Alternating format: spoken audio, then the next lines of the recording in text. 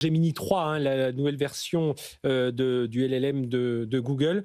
Est-ce qu'on est dans un tournant dans la bataille pour Google? Alors Google n'a jamais été très loin hein, quand même d'OpenAI, d'Anthropic, n'était pas loin derrière.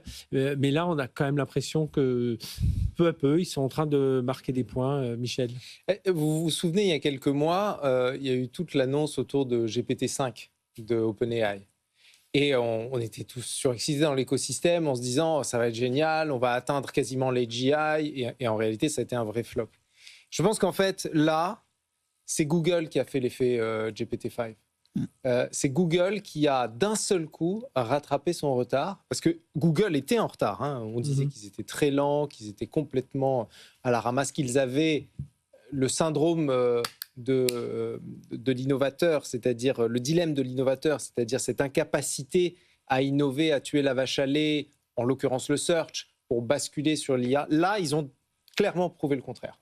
Parce que quand on regarde tous les benchmarks, ils sont au coude à coude avec Grok 4.1 qui est sorti 2 jours avant. D'ailleurs, ça a éclipsé la sortie de 4.1. Et puis, ils sont largement au-dessus de GPT-5 et largement au-dessus d'Anthropic. L'avantage de Google et de Gemini, c'est qu'en réalité, ce n'est pas un chatbot. C'est ça qui est génial.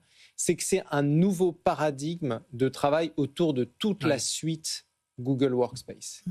Tout est intégré. Si vous avez Google Workspace, vous avez la possibilité d'aller attaquer vos emails. C'est plus que le Copilot, quoi. C'est beaucoup plus que ça. Alors, c'est la promesse de Copilot, mais là, ils l'ont exécuté. C'est ça qui est génial.